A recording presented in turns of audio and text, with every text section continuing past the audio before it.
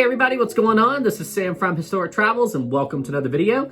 Now guys, as I'm sure you can tell, I am officially home and back in my studio. I'm home for the holiday season and let me tell you guys, it feels great to be back and back in my studio.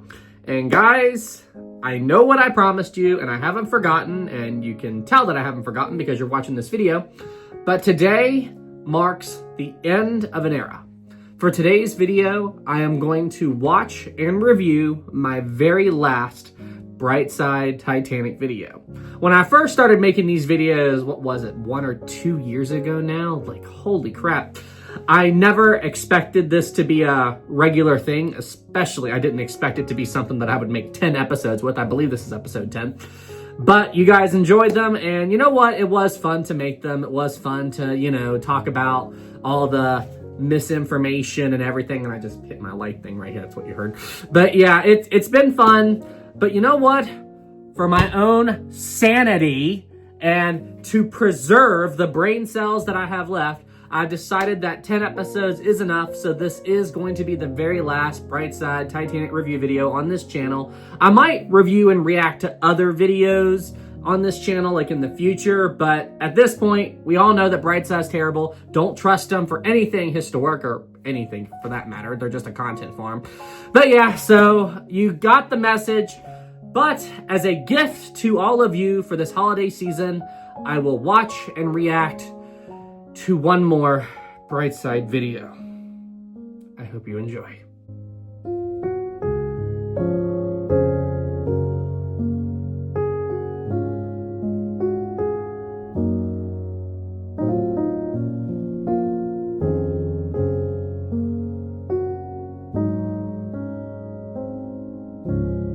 Hey everybody, so once again, welcome back to my office. This is the room where I have reacted to all past Bright Side videos. Now you should be able to see my screen on your screen right now. Okay, so this is the video that I have selected. What Titanic survivors saw when the Titanic was sinking. What do you think, guys? Do you think Bright Side is going to get it right this time? I don't, but we'll see. All right, let's take a look at this thumbnail first. It wasn't as you believed. Okay, so from this thumbnail, first of all, it looks like that the Titanic is it looks like it's hitting the berg head on, but it also looks like the iceberg is underneath the surface, which is not true. Survivors said that the iceberg, I believe they said it looked like the Rock of Gibraltar, and it was taller than the Titanic's boat deck. So that's not true. This thumbnail also makes it look like the entire front of the Titanic was ripped out, which, again, that's not what happened. Let's also take a look at the Titanic that they have here. Number one, what is going on with the bridge? Like, it's all, I can't have my mouse cursor over it because it messes it up, but it looks curved up there. That's not right. And the funnels look a little weird to me. And what the heck is up with the mast? That also looks... This whole thing is just weird. It's really, really weird. I'm fairly certain this is AI generated, but eh. But yeah, so this is the video I selected. I've already got it selected up here in another tab, so maybe the video will be better than the thumbnail. I will say this, compared to other thumbnails, this one isn't as bad.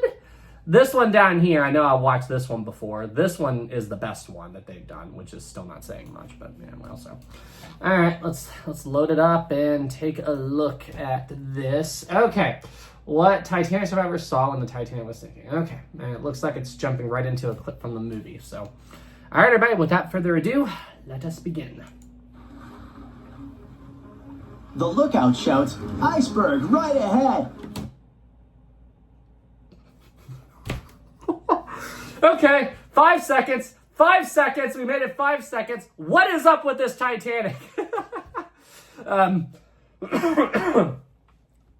For one thing, I don't see a crow's nest. I just see a light there. Wait, is this the crow's nest up here? Okay, all right. Titanic has red funnels, apparently. Where's the enclosed promenade? I don't see that. Titanic's a canard ship again. Where is the wheelhouse and the navigation bridge? I don't see that at all. This is like the weirdest Titanic I've ever seen, and it... Oh, good gosh. Why is there a moon? There is no moon on the night the Titanic sank. How are you still getting this wrong, Bright Side? Well, at least they got the iceberg on the right side of the ship, so that's something, I guess. But all right, I'm gonna restart. Enough venting. The lookout shouts, "Iceberg right ahead!" The Titanic strikes the ice. Water starts flooding in. What room is this? This looks like... Okay, this has got to be AI. It's got to be AI. But right after the iceberg impact, I guarantee you, like, let's just say for the sake of argument, this is the grand staircase. Water didn't magically teleport to the very top of the ship and start pouring down the grand staircase. I don't even know what the heck the room this is supposed to be. This looks like a combination between a room on a ship and a hotel room. These look like hotel... Just... Why are you putting me through this, guys? Why? Third-class passengers are locked up. I can't. I legitimately can't. No, third-class passengers were not locked up. That did not happen. The big reason why the third-class passengers couldn't get up to the boat deck was because they didn't know where they were supposed to go. Their emergency stations weren't where the lifeboats are. Now, it is true that the third-class passengers were not managed well at all during the sinking of the Titanic. That is a 100% fact. But they were not locked up. They were not locked up. That is wrong. That is just wrong. So I'm just... There aren't enough lifeboats for everyone. Panic sets in. Violins are playing. The ship sinks.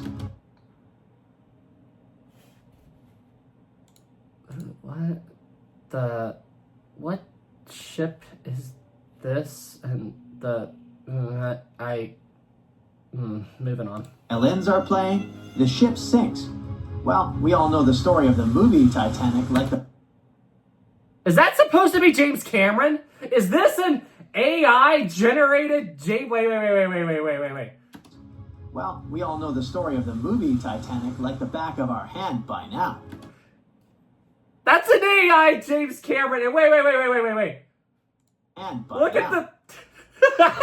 This is the most messed up Titanic model I've ever seen. 1, 2, 3, 4, 5. That's 5 funnels. And what's with the funnel placement? And this ship is clearly not Titanic. What the heck is going on with... Just... Oh, and Titanic's anchor's down, apparently. Apparently Titanic's anchor... Oh, wait, no. It's got an anchor down right there, and it's still got 2 anchors up. But what if I told you that Hollywood lied to us? Well, that's to tell the real story of what happened that freezing night in 19... I'm not even going to comment on the AI ships anymore. This is getting absolutely ridiculous. 12. Like the back of our hand by now. But what if I told you that Hollywood lied to us? To tell the real story of what happened that freezing night in 1912, we need to rewind a bit. The lookout shouts, "Iceberg right ahead!" Hey guys, I have a question for you. Is that Frederick Fleet or Reginald Lee? And is that what the crow's nest looks like? Is that what it looks like? Huh? Is that right? Yep, that part was true. Just before 11:40 at night, Frederick Fleet noticed something darker. They actually got a photo right. That's actually Frederick Fleet. Okay. Took 44 seconds, and we are 7 minutes into the video. But okay, there's one detail here. Okay. Than the sea directly ahead. As the ship got closer, he realized it was an iceberg. The engines were quickly reversed, and the ship turned sharply. Instead of hitting it head-on, Titanic scraped along the side of the berg, sprinkling ice on the forward deck. If you remember, in the movie, Jack and Rose are having a romantic moment when they feel the ship shudder after hitting the iceberg. Dang it, ads! Dang it, ads! Dang it, YouTube ads! Dang it! Okay. Everything shakes as if they were in the middle of a light earthquake. Some real-life passengers reported feeling something similar after the impact. But according to... Okay, FYI, guys, I'm making mental notes of all of the stuff that is messed up here. We're gonna address it all. I'm just trying to give it some room before I explode, okay? So just bear with me. Titanic survivor Frank Prentice it wasn't exactly like that. He said there was no impact as such, and it all felt more like slamming on your car brakes. The ship stopped, and that was that. Some people even slept right through the collision, confirming that there wasn't such an abrupt impact. Mr. Prentice, curious about what had happened, left his cabin and went... Okay. I'm literally about to die.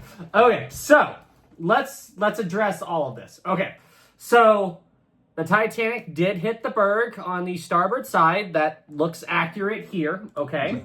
Instead of hitting it head on, Titanic scraped along the side of the berg, sprinkling ice on the forward deck. That's also true. If you remember, in the AI-generated Jack and Rose, that looks absolutely terrible. Movie, Jack and Rose are having a romantic moment Okay. when they feel the ship shudder after hitting the iceberg. Okay. Everything shakes as if they were in the middle of a light earthquake. Okay. Some real-life passengers reported feeling something similar after the impact. But according to Titanic... But it all depended on where you were, okay? It all depended on where you were within the ship that determined how much you felt. If you were like in the areas directly beneath the bow and the forward well deck, you felt the impact pretty strongly.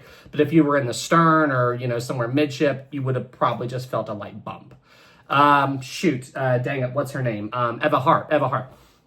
Eva Hart's mom said that she described it like a tiny jerk, like a train pulling into a station. That's how she described it.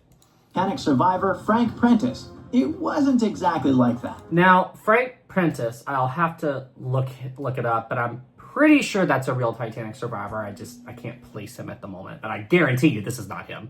But that name does sound familiar. He said there was no impact as such, and it all felt more like slamming on your car brakes. Okay. The ship stopped, and that was that.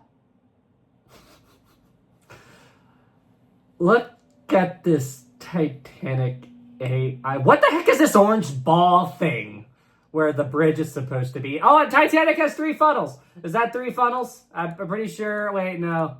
Hold on, wait. I might see the end of a 4th funnel back there. I'm not 100%, but... Okay. What was that? Some people even slept right through the collision, confirming that there wasn't such an abrupt impact. Mr. Prentice, curious about what had happened, left his cabin and went out to the deck. Okay. We will address this in a second. So, as far as where the ice spilled down on the Titanic, most of the ice was situated on the Titanic's forward well deck, okay? That's where a bunch of third-class passengers came out not long after the collision, saw the ice, and they began kicking it around like soccer balls or footballs. To my friends over in the UK and Europe, don't get mad. It is soccer. Soccer is the only way to describe that sport. Okay. All right, we're moving on. I'm gonna get destroyed now. But anyway, all right, let's keep going. Out to the deck. When he got there, all he could see was a little ice on the... I have to stop venting about the AI Titanics. Okay, that's all they do is AI Titanic stuff. They don't care if it looks like Titanic or not. This has got to be the worst Titanic I've ever seen. Oh, and one other thing that they did say, it's very debatable if they actually reversed the Titanic's engines in the moments leading up to the collision. I, for one, don't believe they did. You have to remember that these old steamships, it was a process to reverse the engines. They couldn't just flip a switch like we do on ships today. So I believe that they did not reverse the engines. Some evidence for this is testimony by leading fireman Frederick Barrett, who testified that they shut all of the dampers and the boiler rooms so they weren't supplying more steam and everything. There was a red light that came on that told them, to stop shoveling and all that. That's evidence for that. So I don't think they reversed the engines. It's a theory, but anyway. Moving on. Surface, not the towering iceberg that Jack and Rose saw. But as we all know by now, the real damage happened below the waterline, where the iceberg had a jagged spur that slashed a 300-foot gash in Titanic's hull. Once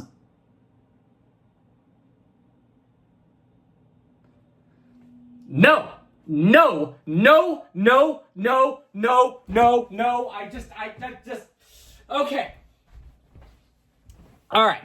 To be fair, the 300-foot gash thing was something that people thought back then. But if the Titanic did have a 300-foot gash, she would have sank in probably 20 or 30 minutes. I mean, the amount of water pouring into the ship at that rate. I mean, so in reality, the Titanic, the iceberg damaged a chunk of the hull from the very front of the ship to just aft of the first funnel. That much space of the hull was damaged, but it was more like a bunch of small little punctures. You know, it was a bunch of very tiny openings. So that did slow the rate that the water came in a bit, all right? It wasn't a massive 300-foot gash. You know, as I said, they thought that in 1912, and I believe they say that in A Night to Remember, 1958, but that's not what happened. Anybody who Googles Titanic iceberg damage and researches it for all of 5 minutes will know that that's not... And what room on Titanic is this again? Once the crew realized how severe the damage was, they immediately began sending distress calls to nearby ships. Is that a Marconi wireless? Is that legitimately what a Marconi wireless? What's he doing? Typing on it? I don't see a keyboard, but it looks like he's typing. Asking for help. At some point in the movie, the radio operator goes to the captain and says there is only one ship nearby, the RMS Carpathia. I mean, true and not true. There was the Californian, there was the Mount Temple, there was the Carpathia, there was a bunch of ships nearby, relatively speaking. But the Carpathia was only one that could make it there in time. But, yeah. Which later ends up rescuing many passengers. But in real life, there were more ships around. Hey! Okay, we got Californian, we got Mount Temple, we got Carpathia. What the heck are these ship models? I just noticed that. Okay, Mount Temple, Californian, Carpathia. Burma, I'm not that familiar with. The Frankfurt, that was the first ship, the Titanic. But I guarantee you they did not look like this. At least the Titanic looks relatively normal. But is this the Mount Temple? Is this the Californian? Is this the Carpathia? Is this these aren't what the ships look like. If you could make the Titanic look... Holy crap! This is actually the best looking Titanic I've seen in this entire video. Look, I see the enclosed promenade. Okay, this is the best Titanic that I've seen in this video. It's believed that the SS Californian was only about 23 miles away. This I thought it was about 10. ship might have actually seen the Titanic sinking.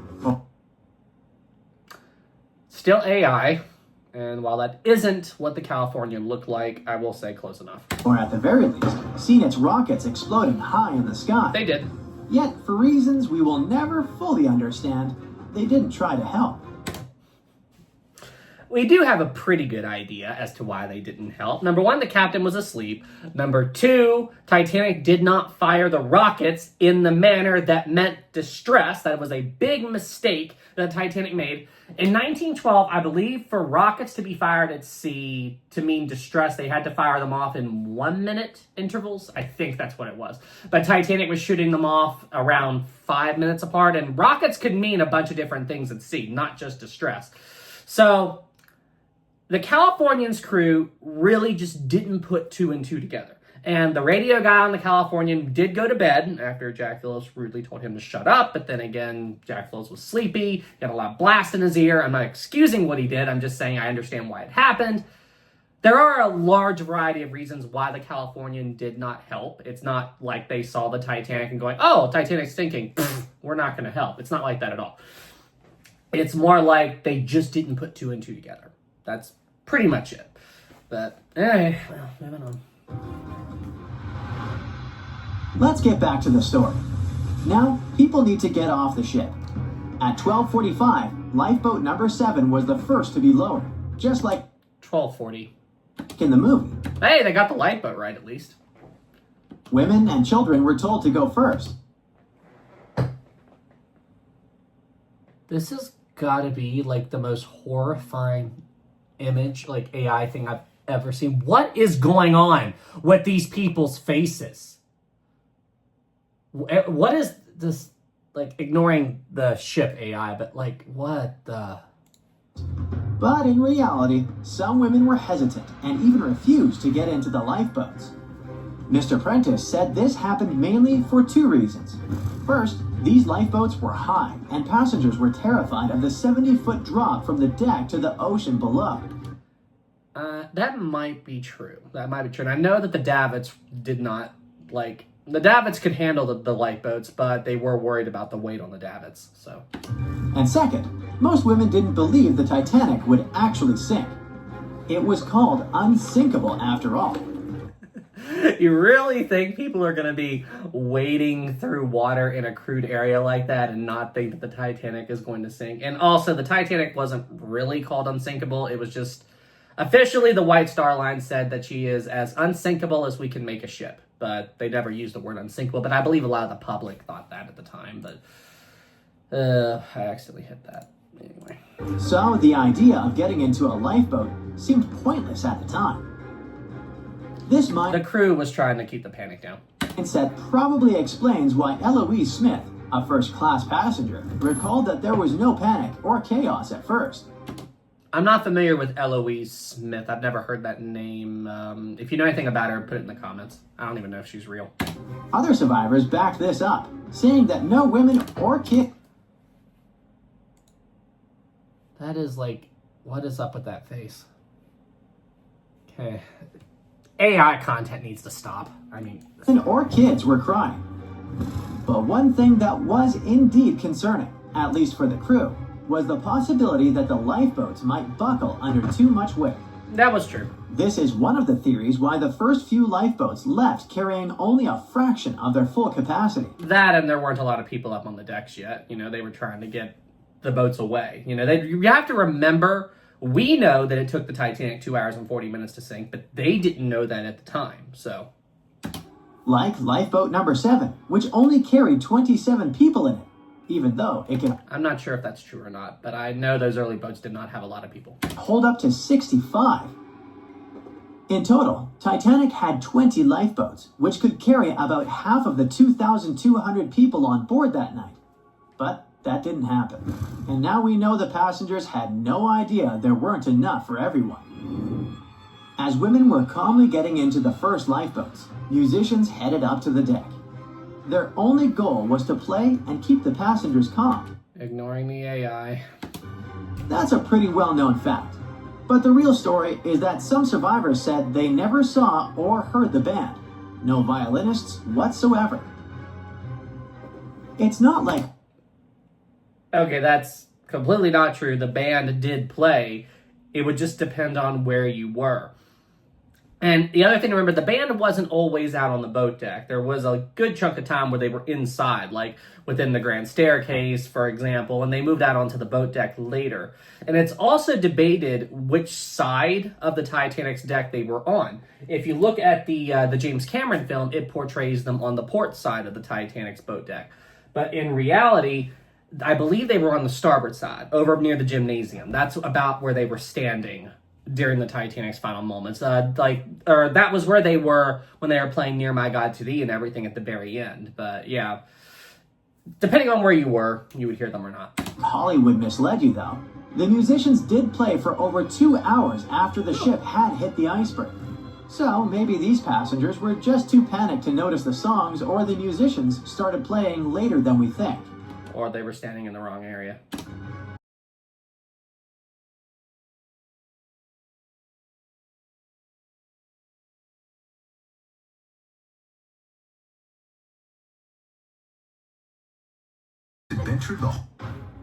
Now, it's time to talk about the terrible treatment that third-class passengers received.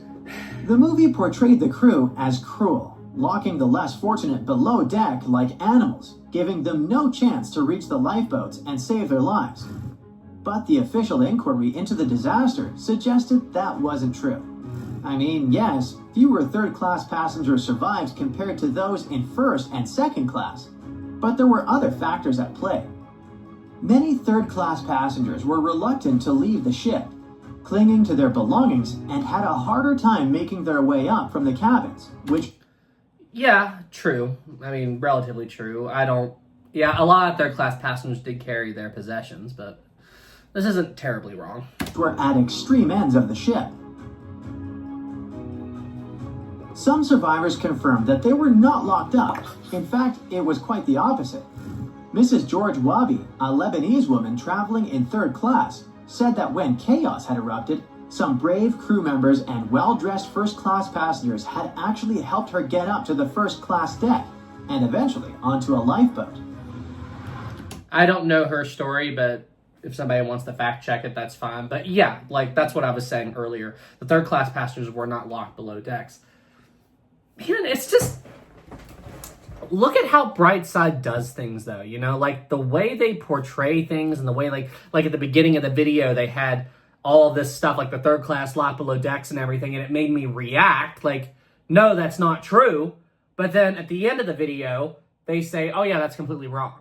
So I don't know about all of you, but I rarely watch videos from start to finish. You know, like I'll watch a video for a little bit, I'll get bored, and then I'll move on. When you do stuff like this, you've got people that'll watch the beginning of the video and go, oh, that's absolutely terrible. They locked the third class below decks. Then they click on and they believe it's true without researching it anymore. I mean, this is how so much bad information gets out. And then what if they don't correct it? Just such bad writing. Ugh. At first, the Titanic was sinking slowly, bit by bit. Passengers reported seeing the water rising and hearing pops and cracks. Then, there was a loud boom. Some said there had been just one explosion, while others described it as a series of... Wait, what? Whoa, what? Hold on, wait. At first, the Titanic was sinking slowly, Okay. bit by bit. Passengers reported seeing the water rising and hearing pops and cracks. Then, there was a loud boom. What boom? Some said there had been just one explosion. What Others explosion? described it as a series of smaller explosions, Huh? which they thought had been the bulkheads giving way. What? And there's also a group of people who said they had only heard a rumbling sound. Are they talking about the So not iceberg? everyone agreed on the sound they had heard. FYI, I'm completely ignoring the AI crap. I don't care. But one thing is a fact. By 2:18 in the morning, So wait, are they saying that there were explosions as the Titanic sank and that's what caused it to accelerate? Now, there were boom sounds that sounded like they were coming from the ship. Well, some people thought they were explosions. Other people thought they were rivets popping, you know, when the Titanic was about to break apart. But it did not happen, like, early in the sink. What the...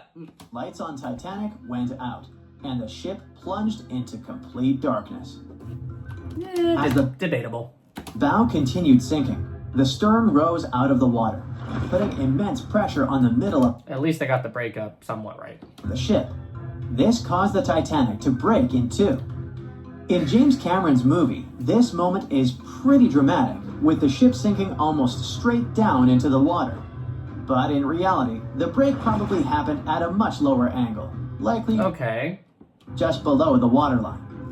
Even so, it tilted enough that people couldn't stay on their feet and started sliding into the... They did not just do that. They did not have someone's hand like they're drowning and then have it pull It tilted the enough that bright people side, like pulling a string to turn on a light bulb. They did. That is awful. That is awful. couldn't stay on their feet That and is started awful. sliding into the water. One interesting thing is that it wasn't until the wreckage was found in 1985 I mean, it doesn't look 100% not like Titanic. It looks more like a combination of Titanic and Lusitania's wreck, but it's still pretty bad. But at least they got the year right. that it was finally confirmed the Titanic had broken apart. Up until then, survivors had given conflicting stories. At least 8 survivors claimed Really? Really? Then, like, if this is the Titanic, my hands, did the Titanic break like that? like you're opening a book or something? What the? And apparently it's got 2 masts. Look, there's 1, there's 2. And guys, I think I'm losing my mind. I think AI needs to die, okay? AI just needs to die. they had seen the ship split. Emily Ryerson, a first-class passenger, described Again, I don't know her. I'm ignoring that. it as if the Titanic had been sliced in half with a knife. But there was also a small number of witnesses that insisted Titanic had gone down intact. Second Officer Charles Lightoller and why am I having a hard time with the name? Help me out. The guy on the grand staircase. Dang it. Why can't I remember his name right now? It'll come to me later. But anyway, there were two people in particular that said that the Titanic sank in one piece. Second Officer Charles Lightoller, and he was a passenger. Why can't I remember his name? It's driving me nuts. I pull this name, like I think of this name all the time. And right now in this moment, Maritime, if you're watching, just tell me. I know. It's just, I'm having a mind blank. Anyway, but these two survivors said that the Titanic sank intact. But the thing about these two survivors is that they weren't in a position to see what the stern was doing. You know, Lightoller was fighting at collapsible Lifeboat B, and the guy's whose name I can't remember, he was fighting for his life around the grand staircase because he almost got sucked into it. Why can't I remember your name? It's trying to drive me nuts now, but anyway. Yeah, so the inquiry seemed to go with their testimony over a lot of other people who said that the Titanic broke in half. We saw it break. It did. It broke. So this is kind of where it seems like there might have been a little bit of a cover-up going on, where it looks like that White Star and Harland & Wolff, they didn't want the image of the ship breaking in two to be in the public eye, you know, because that puts into serious question, like, they were worried that the public wouldn't think their ships were built well. I mean, they were probably already worried about that because the Titanic sank, but they didn't want it to get worse. So, but yeah, most people at the inquiry said that it broke in two. At the time, this theory was more accepted because most people still didn't believe that the supposedly indestructible ship could break in half. So, why the conflicting reports? Okay, so what you... Archibald Gracie! Archibald Gracie! Archibald Gracie! That was the guy! That was the guy! I remembered! Okay, moving on. Don't see in the movies, for obvious reasons, is how incredibly dark it was when the tragedy happened. It was like being in a room with no light, where you can only make out shapes and shadows. That's what it was like on the lifeboats. This means passengers couldn't really see what was happening, and most of those who were close to the ship either... Sorry, I was thinking a lot about the Archibald Gracie thing. I hope I didn't miss anything. Hang on. Let's go back about... I was so happy that I remember Gracie, but I wasn't really paying attention. Let's go back to about... Okay, like, legitimately, it was driving me nuts. People didn't believe that the supposedly indestructible ship could break in half. Ignoring all the problems with this Titanic model, but I don't think they thought it was indestructible, but whatever. So, why the conflicting reports? Okay, so what you don't see in the movies, for obvious reasons, is how incredibly dark it was when the tragedy happened. It was like being in a room with no light, where you can only make out shapes and shadows. That's what it was like on the lifeboats. This means passengers couldn't really see what was happening, and most of those who were close to the ship either lost their lives or were too focused on trying to survive to pay attention to the details of the wreck. Although James Cameron's film didn't fully capture how terrifyingly dark the disaster truly was, the 2012 TV series Titanic did a better job of showing the pitch black horror of that night. I don't know anything about that. Is that true? I never watched the Titanic 2012, but okay. Even then, the reality was much darker and more terrifying than either of these two productions could portray. Okay, so we're done with the video. That's it. But look, like, this is the type of bull crap that Bright Side does. Look at this thumbnail. A giant hand coming out of the ground, the most astonishing archaeological finds. Like, see, they're such a clickbaity channel. This is a content farm, 100%. But anyway, I'm done. No more Bright Side. This is the last video. So, yeah, stand by for my final thoughts. Okay, so, yeah, it's over. Finally, it's over. I mean, it took me 30 minutes just about to get through an 8-minute or 9-minute Bright Side video. That should tell you how bad it is. So, in conclusion, would I recommend Bright Side? No. You should all know this perfectly well by now if you've watched the other videos in this series.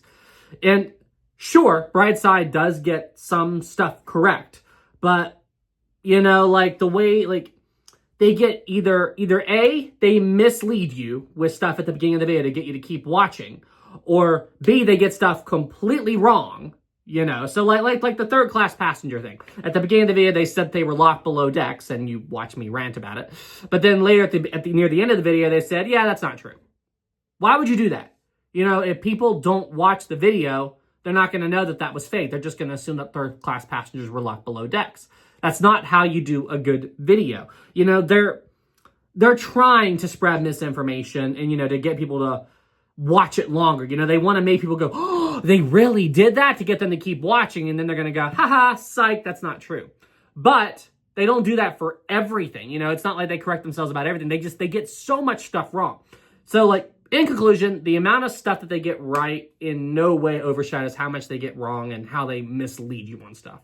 Bright Side is a clickbait channel. You should not watch them. Don't give them the views and everything. And yeah, hopefully after 10 episodes, you understand really how bad they truly are. So I am glad this series is over. I did this for you guys. So in conclusion, guys, thank you all so much for watching. This is Sam from Historic Travels, wishing all of you out there a very Merry Christmas, Happy Hanukkah, Happy Holidays, whatever you celebrate. I hope you have a good holiday season. Thank you guys so much for tuning in, and I will see you guys in the next official Historic Travels video. Y'all take care.